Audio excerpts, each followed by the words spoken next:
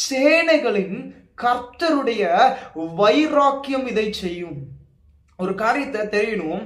இப்போ நம்ம ஒரு பவரா இருக்கோம்னு வச்சுக்கோங்களேன், வேற ஒருத்தன் நமக்கு விரோதமா ஃபைட்டுக்கு எதுக்கு வரான்னா ஒரு மைண்ட் செட் நமக்கு வரும் பாருங்களேன். என்னதான் பண்றான் பாப்போம், வாடா வந்து பார்க்கலாம்டா, டேய் அவன் என்னதான் பண்றான் பாப்போம், அவன் ரொம்ப திமிரு எடுத்து நிக்கிறான், என்னதான் பண்ணலாம் பாப்போம். அப்படி ஒரு கட்ஸ்ல நம்ம நிக்கிற மாதிரி பரலோக பிதா ஒரு கட்ஸ்ல வந்து நிக்கிறாரு. என்ன சொல்றாரு தெரியுமா?